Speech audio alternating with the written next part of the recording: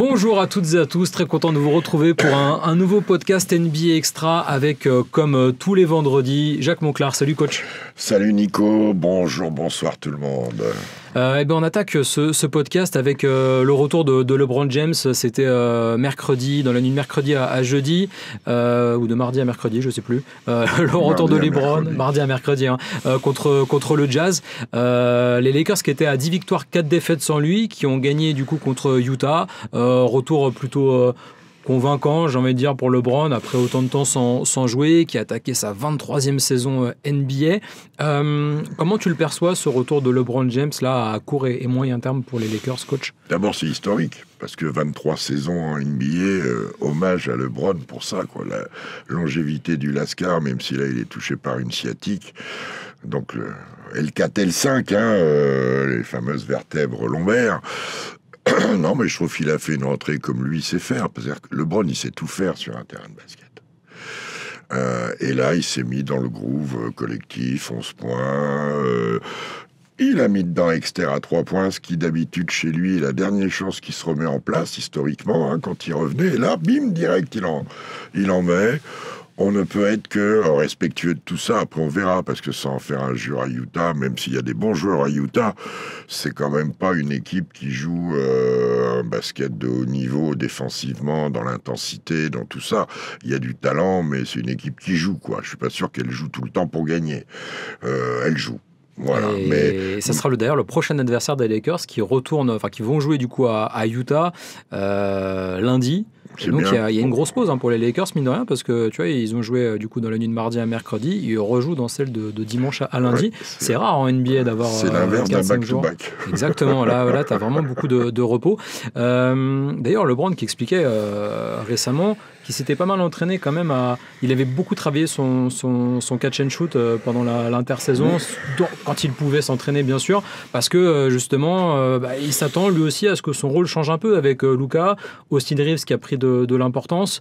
Tu le vois dans un registre beaucoup plus scoreur que créateur, LeBron? Non, ce que je vois dans le bien-être de cette équipe des Lakers, c'est que Austin Reeves et surtout Luka sont ceux qui vont avoir le ballon, plus dans la création. Et que LeBron, c'est très intelligent de sa part, pour pouvoir jouer avec ces deux-là, qui prennent des intervalles, s'il est dehors et que son catch and shoot est propre, efficace, ça sera un moyen pour lui d'apporter à l'équipe et de conforter son scoring, de conforter tout ça. Sur le premier match, le seul truc où il met pas dedans, mais c'est aussi un peu un truc en carrière, même si ça reste quand même, ce sont les lancer franc. Il fait 1 sur 4, je crois. Luka d'ailleurs aussi est souvent un peu en difficulté sur cet il y a aspect des du joueurs. jeu. Tu sais, le lancer franc, alors les gens, moi quand j'étais coach, c'est rare que je parle comme ça, j'ai eu pas mal de journalistes, et alors là, ça me plaisait beaucoup en conf de presse. Mais ils s'entraînent au lancer franc. Mais mon pauvre ami, ça sert à rien de tirer 1000 lancers francs. Tu leur fais tirer 2, courir, revenir vite pour être 3. Il faut pas en mettre 1000 de suite. Il faut en mettre à chaque fois 2 ou 3 de suite. Ou 1. Pas de suite. Et puis essayer de retranscrire les conditions d'un match où tu as la fatigue, où tu n'es pas juste sur la ligne de lancer franc. C'est quoi? C'est que tu n'es plus en mouvement. Le basket, c'est un sport qui fait des allers-retours. Et là, tout d'un coup, tu te retrouves sur la ligne, il faut tout arrêter. D'où l'importance, et dans le commentaire, on le dit, les routines. Repartir sur une concentration, un nombre de dribbles ou pas de dribbles. Certains pas de dribbles. Moi, je pense qu'il vaut mieux toucher un peu le ballon, mais bon, chacun. Jambes, respiration, lâcher de bras, fermeture, routine accompagnée. La respiration est importante. Ou la bloquer. En tout cas, chacun doit trouver son truc. Et en plus, t'as 10 000, 5 000, 15 000, 20 000 personnes qui te regardent et t'es à l'arrêt. C'est pas le même exercice que de courir, passer le ballon, recevoir en mouvement. C'est pas du tout pareil. On réfléchit finalement sur la ligne des lancers francs. Alors, les intelligents qui demandent si les joueurs s'entraînent au lancer franc, oui. Est-ce que ça sert à quelque chose d'en mettre 25 de suite? Non. Est-ce que ça sert d'en mettre 2 ou 3, courir, faire du slide, s'en remettre sur la ligne, tout seul, même si à l'entraînement c'est plus difficile, donc l'importance de la concentration. Voilà, je fais pas un cours de basket. Non, mais c'est intéressant, franchement, c'est intéressant. C'est C'est un aspect du jeu dont on parle très rarement, ou en tout cas pas dans forcément les bons termes. Quand effectivement un joueur est mauvais en lancer franc, et ben voilà, le réflexe qu'on a, c'est de dire en fait il les bosse pas assez. Moi j'ai ce souvenir, je sais plus quel joueur des Lakers disait ça à l'époque, que Dwight Howard passait énormément de temps à s'entraîner sur la ligne des lancers francs et qu'il en mettait beaucoup à l'entraînement avec les Lakers, qu'il avait un très bon pourcentage, et puis une fois arrivé en match, il n'y a plus rien qui rentrait. Et bon, ça date encore de l'époque d'avant aussi. Hein. Oui. Même à Orlando, ça a toujours été l'un des gros défauts du jeu de Dwight Howard, qui aurait pu avoir beaucoup plus de points en carrière s'il avait été ne serait-ce qu'à 70% au lancer franc. Le recordman de ça, même s'il avait été à 60% au lancer franc, c'est le Shaq. Je crois que ça représente plus de 5000 points. Ouais, c'est énorme, monstrueux. Mais lui, c'est un peu différent. D'ailleurs, pour tous ceux que ça intéresse, amusez-vous à tirer un lancer franc avec un ballon de volley. C'est à peu près le volume que ça représente pour les mains de Shaquille O'Neal. Et que le poids, pour lui, c'est ça aussi. Tellement c'est une force de la nature. Et pas facile de tirer avec un ballon de volley. De toute façon, historiquement, les joueurs qui ont des plus grandes mains sont normalement des moins bons shooters. C'est plus compliqué de gérer. Julius Erving, historiquement. Voilà. Et puis alors, les grandes mains et les bras longs. Plus le levier est long, plus c'est difficile de le contrôler. D'où Victor, qui est un mec qui, lui, contrôle... hors du commun. Chet Holmgren. Oui, dans cet aspect-là aussi. Alors, il n'est pas foutu pareil, il est un peu plus petit, Alperen Sengun. Maintenant, on commence à avoir des avions de chasse comme ça, qui, avec des grands leviers, mettent dedans. Porzingis. Porzingis, on peut penser à Dirk, on peut penser à... Tous les grands ne sont pas mauvais au lancer franc, bien entendu. Mais c'est vrai que c'est un aspect du jeu dont on ne parle pas assez. En tout cas, le Shaq. On en revient à LeBron, oui. LeBron... c'est bien, c'est comme tous les grands joueurs, il est très intelligent, il a un immense QI basket et il se glisse dans l'équipe comme il doit se glisser. Le seul problème que je vois à cette équipe, moi, défensivement, quand il y a les trois en même temps, même si LeBron est physiquement costaud sur les slides, elle est très large sur les tout-terrain, no way, mais il va se débrouiller. Et quant à Luka et Austin Reeves, physiquement, ils sont pas faits pour ça. J'allais justement te parler des axes de progression pour Los Angeles qui sont très bien placés dans cette conférence Ouest, mais mine de rien, on sent qu'il y a quand même un écart de niveau assez important entre OKC, les Nuggets, et puis, les Rockets qui sont un peu entre les deux, Houston, et le reste de la troupe qui est derrière, tu vois, les Minnesota, les Lakers. C'est ce qu'on dit sur NBA Extra depuis un moment. Il y a deux équipes. Il y en a une en chasse-patate, comme on dit pendant le Tour de France, c'est-à-dire entre les deux. Pour moi, c'est Houston, c'est les Rockets. Ce sont les Rockets, pardon. Et puis derrière, c'est un peu comme la conférence Est l'année dernière, où il y avait Cleveland et les autres. C'est un peu comme ça. Et finalement, Cleveland ayant pété en l'air, c'est Indiana qui est sorti du truc. Là, il faudrait que Denver et OKC pètent en l'air pour que Houston devienne tête de gondole et que les Lakers puissent se glisser. On peut mettre les Lakers au niveau. Mais il y a des équipes qui jouent bien à l'Ouest, on en parlera. Les Spurs jouent pas mal. Les Spurs font des trucs. Et au contraire, je trouve, moi, en travaillant sur le podcast et puis en ayant vu pas mal de matchs de Los Angeles cette saison, je me suis intéressé à un chiffre. Alors, je ne sais pas si tu le connais un peu, le net rating. Tu sais, la différence entre les points marqués et les points encaissés. Et à la fin, on fait le total sur la saison. Les Lakers, ils sont à 2,7 au-dessus du net rating. Ça donne le 14e net rating de la Ligue. Ils ont pourtant le 5e bilan NBA. C'est-à-dire qu'ils gagnent toujours avec très peu de marge leur match. Alors que si tu prends toutes les meilleures équipes de la Ligue actuellement, OKC, Denver, Houston, Détroit et les Spurs, ils sont tous dans le top 5 en fait, de ce net rating. Ça veut dire peut-être que Los Angeles a très peu de marge et que ce bilan de 11-4, il n'est pas forcément représentatif du réel niveau de Los Angeles, qui certes a dû faire sans LeBron depuis le début de la saison. Est-ce que tu vois là où je veux en venir ? Sans LeBron, parfois sans Luka, parfois sans Reeves. Ils ont eu des performances individuelles de Rui Hachimura, d'Austin Reeves, parfois d'un autre temps pour passer. Ils ont un rendement de DeAndre Ayton et de Jackson Hayes qui est excellent. Je te rejoins pas sur ce dossier-là parce que je pense qu'ils sont à leur place, qu'ils ont de l'âme. Ça, J.J. Redick, il le passe bien.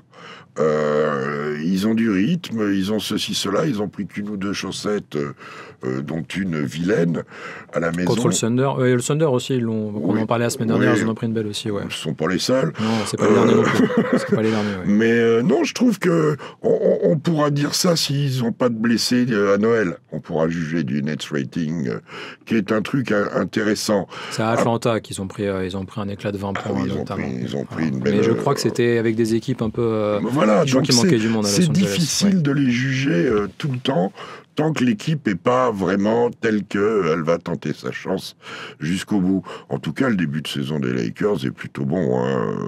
Plutôt bon. Bon, on reste à l'ouest, on enchaîne sur une équipe qui joue très bien, même sans plusieurs joueurs majeurs, c'est San Antonio qui a encore gagné cette nuit contre Atlanta, sans Victor Wembanyama, sans Stephen Castle, sans Dylan Harper, mais avec des joueurs qui ressortent un peu du panier, comme Luke Cornett, comme Harrison Barnes, et puis un De'Aaron Fox, qu'on imaginait peut-être un peu sous pression. Sans tous ces joueurs-là, on l'attendait un peu au tournant. Pour le moment, il répond vraiment présent, l'ancien meneur des Kings. Oui, il fait un bon retour. Je suis plus modéré que toi sur Luke Cornett, qui est un excellent backup, mais hier, par exemple, il débute. Il existe assez peu. Et il joue que 22 minutes, donc ils ont joué quand même plus sur une base de small ball qu'autre chose, avec un haut scoring, avec une équipe d'Atlanta qui parfois oublie de défendre, ça a été le cas. Et là, ils gagnent dans les 3 dernières minutes, parce que... Ils avaient le petit matelas. Ouais, ils avaient 19 points d'avance avant d'être pris. Ça revient. Voilà, c'est un peu le yo-yo. Voilà. Mais ils ont pratiqué un basket que je vais qualifier de chatoyant hier, à l'image de De'Aaron Fox. Tu sais, De'Aaron Fox, tu le mets sur la lune la nuit, sur un terrain en pente, il va quand même mettre des paniers. Hein. C'est un mec qui est là pour ça. On connaît sa qualité dans les derniers quarts-temps. Il y a des joueurs qui se développent là-bas. Il y a Harrison Barnes qui fait une saison magnifique. Lui, il se développe pas. Il est développé, mais les Vassell, Castle, c'est bon, Champagny qui met des paniers dans son registre. Bref, cette équipe est très sympa. On verra jusqu'où elle peut aller, et surtout on espère que Victor revienne, parce que c'est embêtant quand c'est au mollet. Je ne sais pas si c'est mollet en bas ou mollet en haut.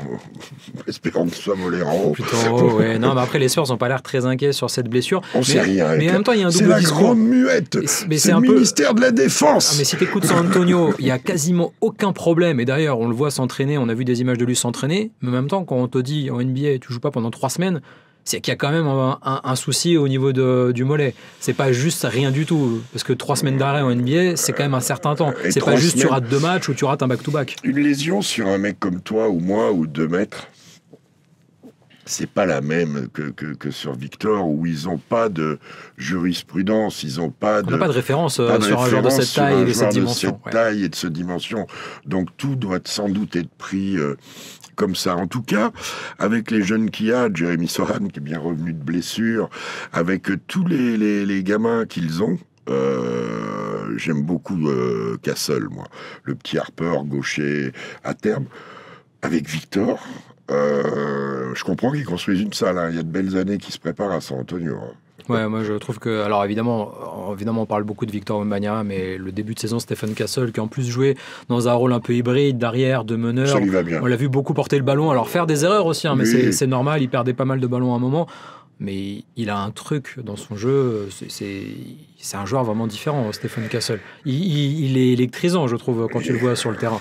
Et son duo, et puis il s'entend très bien avec Victor, ils ont le même âge, 21 ans tous les deux, il me semble. Ouais, c'est ça. C'est ce duo-là, on en avait presque oublié à un moment que De'Aaron Fox était absent, quoi. Oui, et puis le petit Harper dans tout ce qu'il a montré avec ce côté un peu Ginobilesque, et puis les autres autour. Hier, Keldon Johnson, en sortie de banc, il te fait un match de mammouth. Oui, mais plus de 20 points. Vassell a raté 1 ou 2 matchs.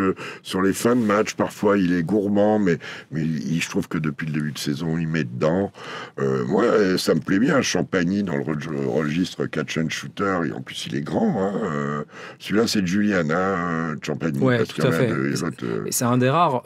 vrai shooter, je trouve, de cet effectif. Et ça, c'est aussi très important pour les Spurs que lui mettre dedans, parce que c'est là, normalement le joueur qui est censé avoir le plus d'adresse à 3 points de cet effectif, Champagny. Oui, enfin maintenant qu'il y a dit Aaron Fox, ça peut faire aussi.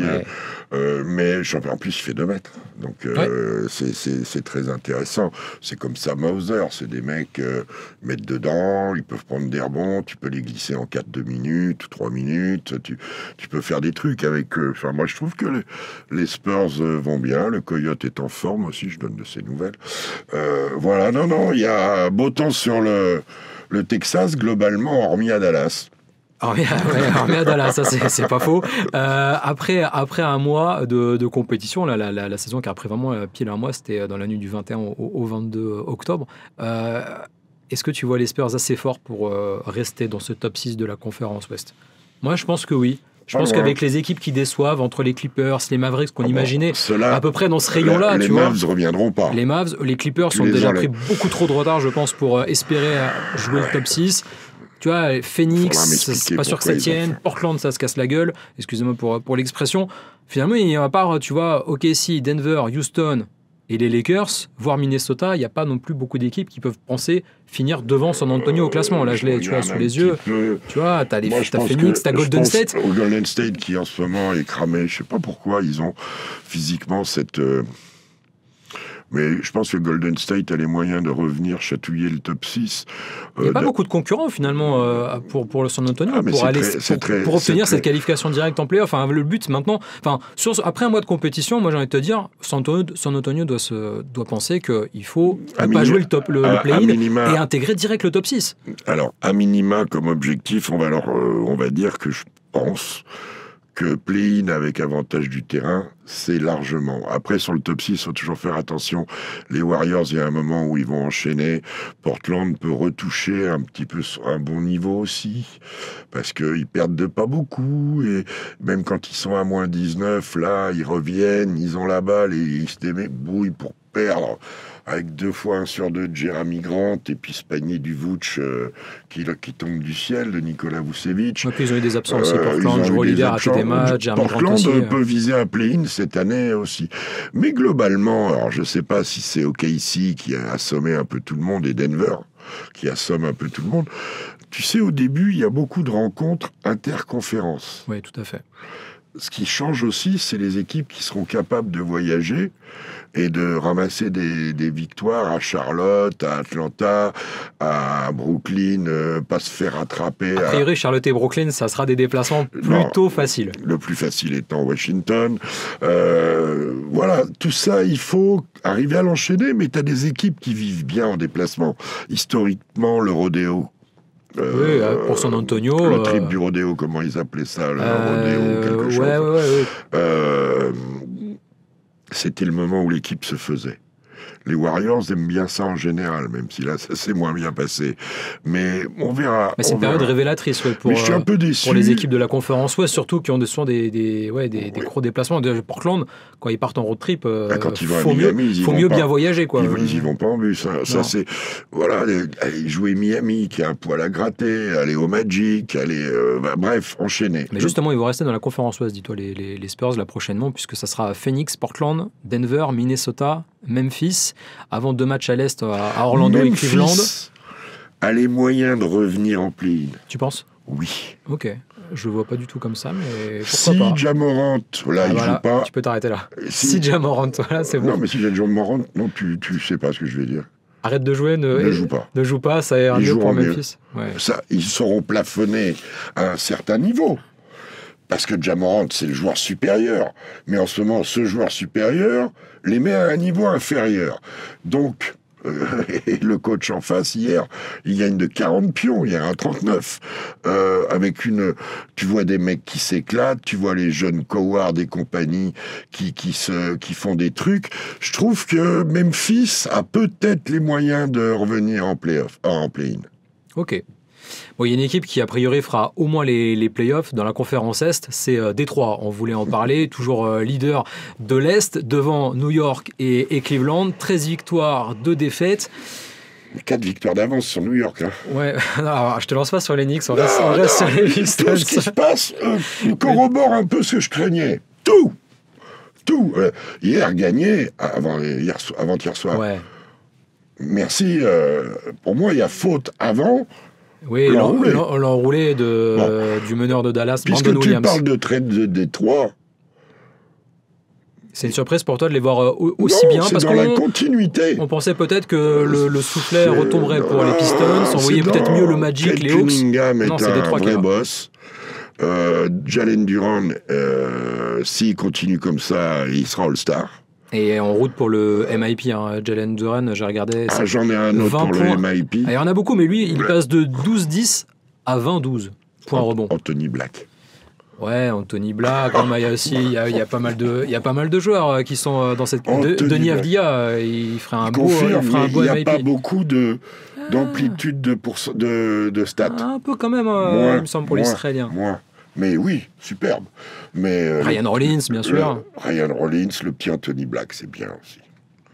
Alors voilà, puis on verra, il y a 15 matchs de jouer. Qu'est-ce que je voulais dire ? Oui, non, Détroit, on reste sur les Pistons, qui en plus, qui avaient perdu lors de l'intersaison Malik Beasley, Dennis Schroeder, Tim Hardaway, qui ont récupéré Duncan Robinson et Caris LeVert. On pouvait avoir des doutes sur le fait que ces vétérans-là, qui avaient énormément apporté aux Pistons l'an dernier, étaient partis. Ils ont été plutôt bien remplacés. Il y a l'émergence du sophomore Dennis Jenkins, qu'on n'avait pas du tout vu venir, qui était non drafté d'ailleurs l'année dernière, qui était en two-way contract. 12 points de moyenne, 50% au tir. Et c'est un peu lui finalement le remplaçant de Dennis Schroeder dans cet effectif. Ouais, puis il y a Kate Cunningham. Oui, il y a Kate Cunningham qui joue beaucoup, sur qui tout repose. Il faut que ça tienne pour lui quand même. Hein. Je rappellerai que Malik Beasley, c'est un peu obligé. Oui, c'est un peu contrat forcé. Contrat forcé. Ouais. Après, Schroeder, c'est toujours pareil. Il a fait le choix de repartir à Sacramento. Comment s'appelle-t-il ? Tim Hardaway, il avait une belle opportunité à Denver. Ils avaient fait la saison dernière sans Jaden Ivey. Ils leur font un peu cette saison sans Jaden Ivey d'ailleurs. Ils la continuent, mais ça pourra peut-être... Ils ont, dans leur esprit, ils l'avaient. Ouais. Dans leur esprit de recrutement, ils l'avaient. Mais c'est une équipe qui est jeune. Isaiah Stewart qui trouve le moyen de passer de petits 5 à 4 moyens et efficaces. Donc ça, c'est très intéressant. Duncan Robinson, qui est dans l'esprit du shooter et qui maintenant, au-delà du catch and shoot, arrive à shooter derrière les écrans en mouvement et tout, fait des trucs, monte sur l'homme. Tu sens un vrai Q-basket aussi, je trouve, chez Duncan Robinson. Ouais, alors c'est peut-être l'école Miami, évidemment, qui pèse. Mais Ja Morant à Miami, voilà, ça va nous le remettre dans le basket. T'as un MVP en puissance, potentiellement, avec Eric Spoelstra. Non, mais tu vois, Duncan Robinson qui est parfaitement intégré et puis trouve toujours les bonnes passes, les décalages. C'est un joueur intelligent, il drive quand il faut. Fin de match. Et puis fin de match, c'est intéressant d'avoir un joueur comme lui. En ce moment, il est parfois dispendieux au niveau du shoot. D'ailleurs qu'il en lâche beaucoup, mais les fins de match, il se gourre pas beaucoup. Hein. Ouais, mais de toute façon, il est là. Il est là pour ça. Moi, j'ai une question à te poser. Est-ce que Détroit, alors c'est apparemment dans les tuyaux... peut gagner l'Est. Gagner l'Est, moi je pense que oui. Non, j'allais te demander, est-ce que tu vois les Pistons bouger d'ici la trade deadline ? Parce que c'est quelque chose dont on parle de plus en plus dans le Michigan, c'est-à-dire qu'avec pas mal de monnaie d'échange disponible et un joueur comme Lauri Markkanen, dont on sait qu'il est sur le marché, est-ce que ça peut être une tentation pour les Pistons ? Moi je le vois à 10 000% Lauri Markkanen dans cet effectif de Détroit. Mais il faut oser bouger quand t'es leader de l'Est, quoi. Et puis quand t'as affaire à des hommes qui s'entendent bien, qui ont une alchimie, une chemistry. Dans un autre sport, je vais parler de Zinedine Zidane, qui au Real Madrid refusait pendant 1 an et demi tout recrutement pour faire confiance à son vestiaire. Et ils ont gagné. Alors oui, tu t'ouvres pas. Oui, c'est un peu, à un moment, ça va s'arrêter. Mais tu prends quand c'est devant, quoi. Il faut tirer le meilleur parti de ce groupe, peut-être avant d'eux. Mais je te dis, il y a des... Et il ne faut pas détruire... Markkanen ne sera pas sur le marché éternellement. C'est ça, ouais, le truc. Enfin, il est sur le marché depuis 3 ans et personne ne le prend. Mais l'année dernière, ils ne pouvaient pas le trader parce qu'ils ont signé le contrat trop tard et du coup, il était bloqué à Utah. Dans l'absolu, déjà à Chicago, déjà tout ça, Markkanen, c'est quelqu'un qui fait fantasmer. Bien sûr qu'il fait fantasmer une association de Jalen Duran Markkanen. Avec Cunningham derrière tout ça. Oui, tu ne vas pas garder, toi. Cunningham, tu vas le garder, mais tu vas perdre sûrement Isaiah Stewart, tu vas perdre peut-être un des petits jeunes qui flambent. Donc, ouais, j'ai fait fonctionner la trade machine d'ESPN. Je te propose Tobias Harris, Jaden Ivey et un petit jeune Isaac Jones. et ton deal, il marche. Avec le salaire de Lauri Non, Markkanen, mais là, tu peux parles de ajouter ça, des pics de draft. C'est parti. Utah, ils prennent pas. Ils prennent pas, tu penses? Je pense qu'ils préfèrent des rounds. Tu donnes des rounds en plus, pics, tu peux rajouter des pics. Oui, enfin les deux autres, Ivy il joue pas, le petit jeune, c'est bon, même s'il est pas mal. Mais Utah gagne trop de matchs, en fait, c'est ça le problème, je trouve, de cette équipe, qui vise pas grand-chose, qui a pas un effectif. Qui a pas une si mauvaise équipe. Qui a pas une si mauvaise équipe, mais ils vont encore avoir un choix de draft pas assez haut, ils vont encore se retrouver dans l'entre-deux, ils piqueront pas des bons jeunes. Il faut arrêter avec les... Nico, tu sais que ça me... Je sais, j'ai même titillé sur ça. 14%, enfin je veux dire, ou 16%. 14. Ouais. Mais tu joues à la roulette russe, là. 14%, c'est le pourcentage de la roulette russe. Je suis d'accord. Tu sais ce que c'est, mais sur la prochaine russe. Draft, t'as pas que un bon joueur qui arrive. Bientôt, là. En plus, on filme maintenant, on aura des super images, ça va être incroyable. Ça ferait une belle miniature pour YouTube aussi. Ça ferait une belle miniature. Tank un peu, vas-y. En plus, sur la prochaine Draft, il n'y a pas qu'un joueur qui peut changer, je pense, l'avenir d'une franchise. Donc, puis Washington s'applique quand même. Hein. À Washington, Indiana, Brooklyn, oui. Mais... Indiana, ils essayent de gagner. Hier, ils ont doublé leur potentiel. Ils ont gagné un deuxième. C'est vrai. Il n'y a plus que Washington à 1, je crois. Il n'y a plus que Washington, il me semble, parce que les Pelicans en ont 2, je crois, si je ne dis pas de bêtises. Les Pelicans en ont 2. C'est ça. Il n'y a que Washington à 1-13.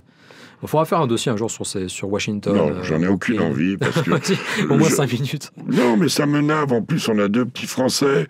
Là, ils vont encore récupérer un super joueur. Le problème, c'est qu'on ne voit pas de développement. Alors, oui, Bilal, on va me dire, il a foutu de gros dingues. Alex, il met des points. Mais c'est pas comme ça qu'ils vont progresser. Il sait pas autour d'eux ce qu'ils méritent d'avoir pour aller au niveau supérieur. Voilà. Je suis navré de dire ça, c'est une belle franchise historique.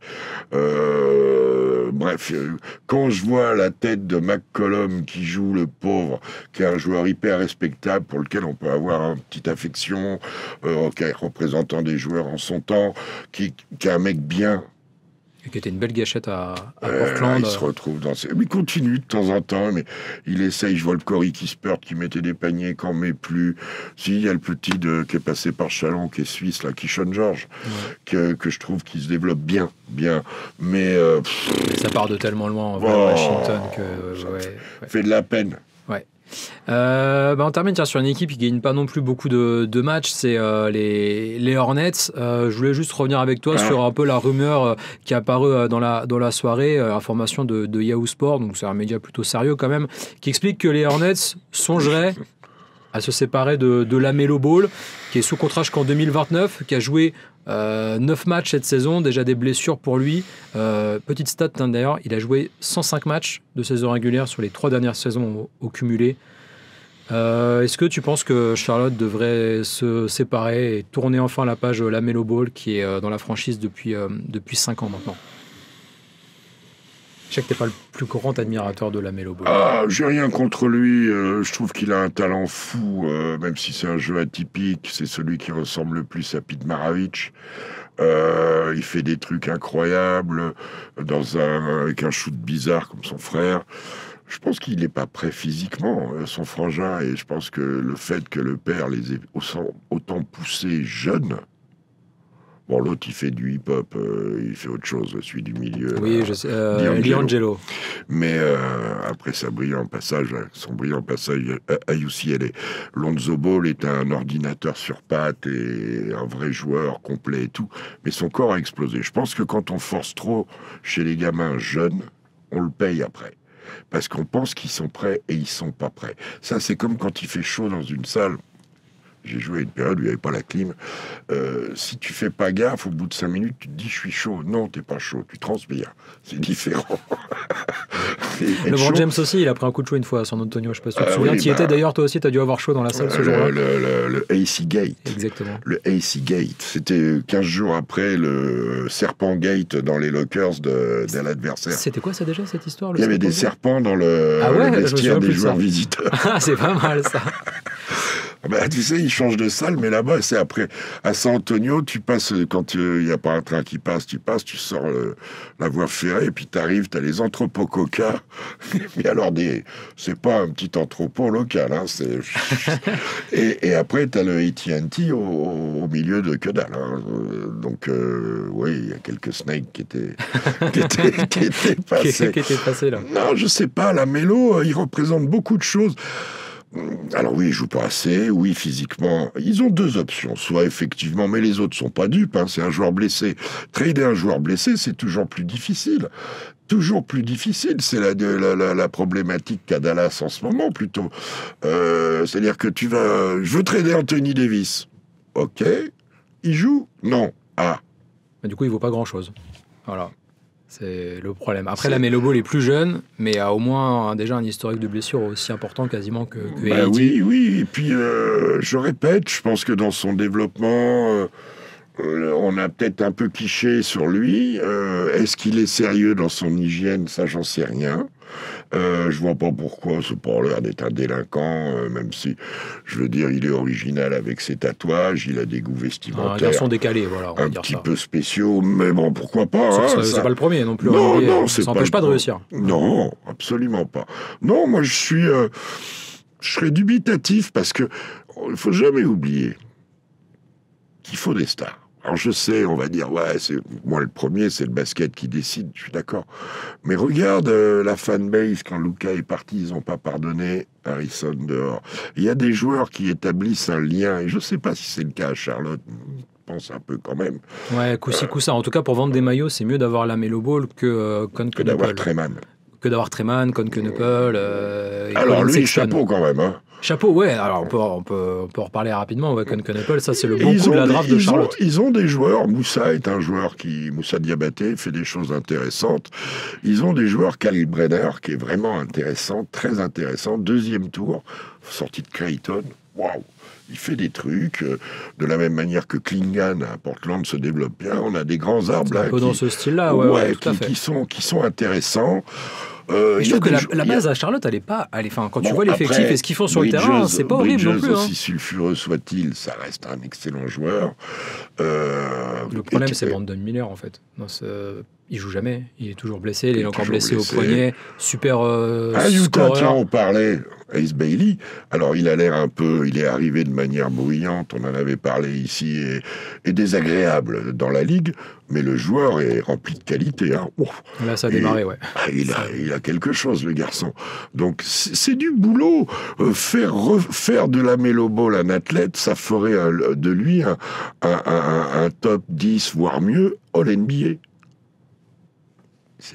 Il n'est pas athlète, pas du tout. Alors, tu as le choix entre le trader ou travailler avec, lui faire comprendre les choses. Mais si tu n'as toujours pas réussi à lui faire comprendre après 5 ans, c'est que c'est pas le bon endroit. Les autres le savent aussi. Ouais, donc c'est... C'est comme quand un joueur dégueule sur une franchise quand il la quitte. Eh ben, il se met une balle dans la tête ou une épine dans le pied, comme tu veux. Parce que les autres le voient. Et c'est le même problème avec Ja Morant sur le comportement, c'est le problème avec Anthony Davis sur les blessures. La Melo, c'est plutôt les blessures. Mais est-ce que tu n'as pas intérêt à essayer de le restructurer physiquement? Parce que si tu n'y arrives pas, ça veut dire que personne n'y arrivera. Il faut essayer de faire, je pense, peut-être miroiter à un autre GM que lui parviendra, qu'il est arrivé au bout de l'histoire à Charlotte, mais que ça reste un potentiel immense. T'as déjà dirigé des gamins, Ah, moi, non. Non, j'ai pas été coach, non, malheureusement. Il y a toujours quelqu'un qui croit arriver. Alors on arrive justement, de temps en temps. C'est le but du GM de Charlotte, c'est de faire croire à quelqu'un, pourquoi pas, qu'il va lui y arriver et que à Charlotte on n'a pas réussi. On parle de dizaines de millions de dollars au niveau de la prise de risque. Ouais, c'est un contrat. Alors il n'a pas le max la Melo, mais oui, bien sûr. Mais il a quand même à 46 millions de dollars cette saison la Melo, ce qui est une belle somme tout de même. Si tu veux, on prend pas des décisions en se disant oh je vais y arriver. Il faut que ce soit factuel, qu'il y ait une chance, qu'il n'y ait pas de pathologie, de trauma trop important. Je veux dire, tu peux pas non plus. Moi, je pars toujours du principe qu'il y a au moins un ou deux GM un peu moins compétents que les autres, qui vont se penser plus intelligents, et c'est comme ça que tu arrives à le sortir, la Melo Ball de Charlotte. Et il y en a toujours un ou deux qui va penser pouvoir le faire. Je traduis ce que tu viens de dire. Il y a toujours 2-3 cons qui vont y croire, quoi. Mais l'histoire le prouve. L'histoire en NBA le prouve. Il y a toujours un ou deux GM qui pensent pouvoir faire mieux que les autres et qui vont tenter le pari. Et en vrai, la Melo Ball, si jamais tu arrives, justement, comme tu dis, à le restructurer et à faire qu'il évite au moins un peu plus les blessures. Mais tu le gardes. T'as un joueur exceptionnel. Oui, mais à Charlotte, ils sont pas capables de le garder. Ils sont pas capables de le faire. Donc, faut arrêter. Faut arrêter l'histoire entre la Melo Ball et les Hornets. En tout cas, c'est comme ça que je le vois. Si vous le voyez comme ça aussi, n'hésitez pas à commenter sous cette vidéo sur YouTube. Tu le mets où, tiens, comme ça? Allez, tiens, on va regarder. Où est-ce qu'on pourrait le mettre? Mais on va pas faire de trade là tout de suite. Mais quelle équipe pourrait tenter le coup avec la Melo Ball? Tiens, pourquoi pas Atlanta à la place de Trae Young? Voilà. Tiens, je te pose la colle. Et tu mets Trae Young à Charlotte, mais il va pas être content du tout. Il y a une équipe qui a besoin d'un meneur, même s'il développe de jeunes joueurs, Rich Shepard et l'autre petit, là. C'est Houston. Mais est-ce que tu le mets avec Ime Udoka? Bah là, c'est marche ou crève. Hein. Là, je pense que c'est soit ça marche très bien, soit c'est catastrophique. Non, mais une équipe comme Milwaukee a besoin d'un meneur de jeu. Même voilà. si il est combo, mais Ryan Rollins fait un super début de saison. Mais oui, Milwaukee, typiquement, ça pourrait. Voilà, alors après, il faudrait voir qui pourrait envoyer Milwaukee, mais je trouve que ils ont plus beaucoup de monde. Mais tu vois, la Melo Ball. Il n'ira pas à Charlotte. Non, c'est ça. Moi, je pense à quel Kuzma, mais je suis pas sûr que Charlotte accepte. Il est plutôt pas trop mal. Ouais. Par les temps qui courent. Lui et Bobby Portis. J'aimerais même avoir le jeu de Kel Kuzma si tu l'envoies aux Hornets. Tiens, ça serait pas triste à mon avis. Il ferait comme à Washington. On a déjà eu la jurisprudence, c'est-à-dire n'importe quoi. Voilà, c'est ça. C'est un peu ce que je me dis. Non, mais il y a franchement 2-3 équipes.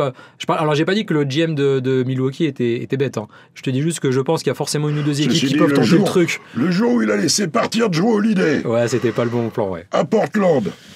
Pour le voir revenir à Boston et venir lui gagner le titre sous le pif, celui-là, quand même, c'était le cousin germain de Rantanplan, dans Lucky Luke. Donc, tu sais, se tromper sur les hommes et les joueurs, ça arrive. Le seul truc, c'est que là, ça implique des millions et des millions de dollars. Voilà. C'est compliqué, hein.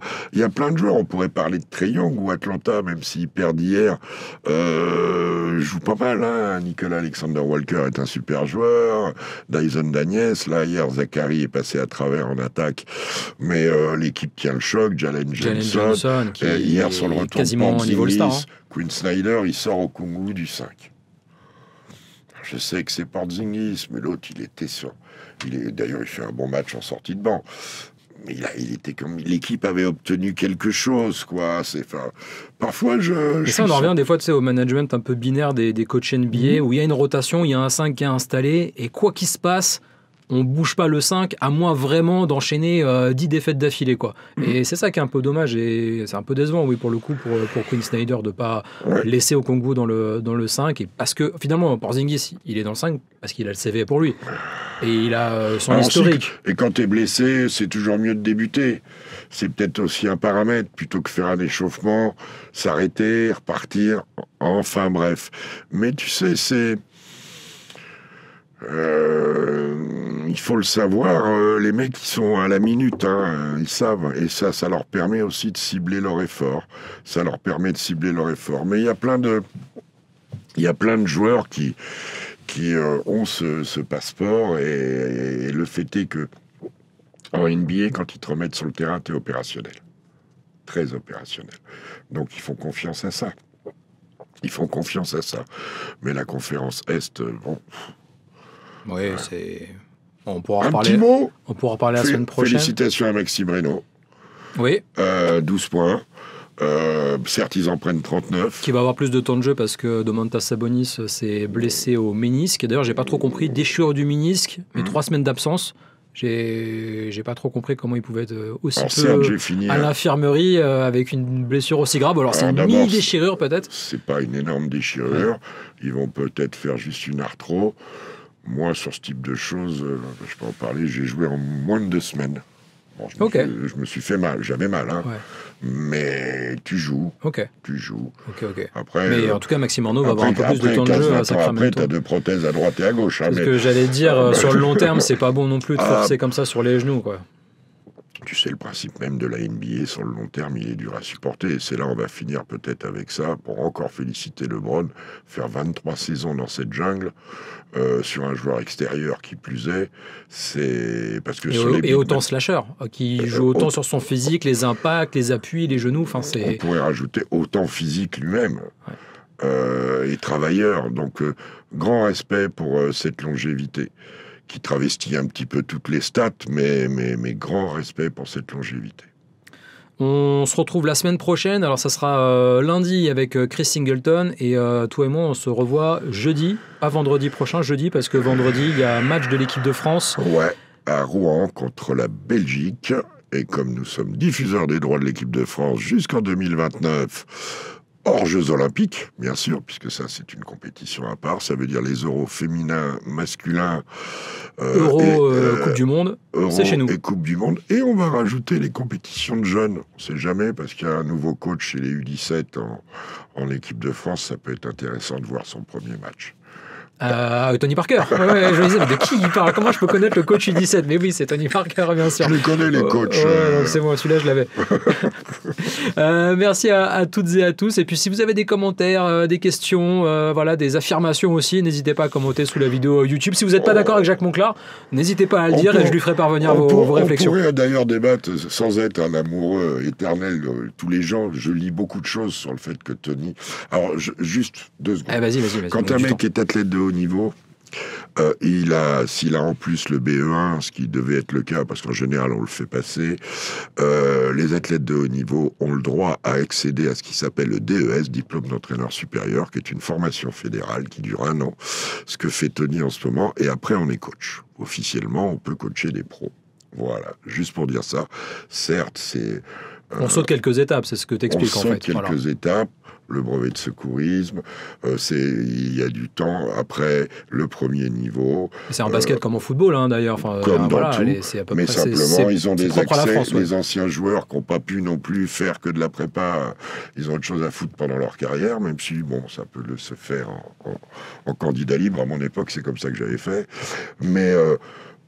quand on dit que c'est du piston, que c'est ceci, cela, mais attendez, on parle de Tony Parker quand même, qu'on l'aime ou qu'on l'aime pas. Non, puis ça se passe comme ça aux États-Unis. Enfin, aux États-Unis, d'ailleurs, tu n'as pas besoin d'aucun diplôme. JJ Redick, il animait un podcast, le lendemain, il est sur le banc des Lakers, il n'a jamais coaché, il n'a jamais été assistant dans aucun staff NBA, et voilà. Steve Kerr, avant de prendre les Warriors, avait été consultant sur ESPN pendant 6 ans. Avant, il était GM. Il n'avait aucune expérience de coach. Mais on parle de la Fédé, donc il y a plein de gens. Alors, je sens un peu... Et puis il y a pas mal de haters aussi sur Tipeee, on va pas se le cacher. Voilà, mais comment, comme ça. D'accord. C'est quelqu'un qui cristallise un certain débat. Sans critiquer le coach précédent des U17 ou qu'est-ce, mettez-vous à la place des gamins qui vont avoir... je veux dire, si un joueur comme Thierry Henry, quand il a pris l'équipe olympique, ça a bien marché, alors que ça n'avait pas marché à Monaco et même à Toronto. Donc, laissons ça, et les gamins, en plus, il y a le petit Atamna, il y a Nathan Soliman, il y en a un autre de Cholet qui est très bon, ils ont un potentiel, c'est une Coupe du Monde, je crois que c'est un bien pour la France d'être représenté par Tony Parker, et autour de lui, il aura un staff. Et puis il sera jugé sur ses résultats aussi, voilà, c'est ça qu'il faut dire. Il faut du courage pour être coach, hein. Ouais, t'en sais quelque chose, ouais. Un petit peu, c'est un métier de solitude, en étant entouré. C'est un peu la chanson d'Orelsan, seul au milieu de tout le monde. Voilà, c'est un peu ça, être coach. Bon. Merci à toutes et à tous de nous avoir suivis, et bonne journée, à très bientôt, ciao.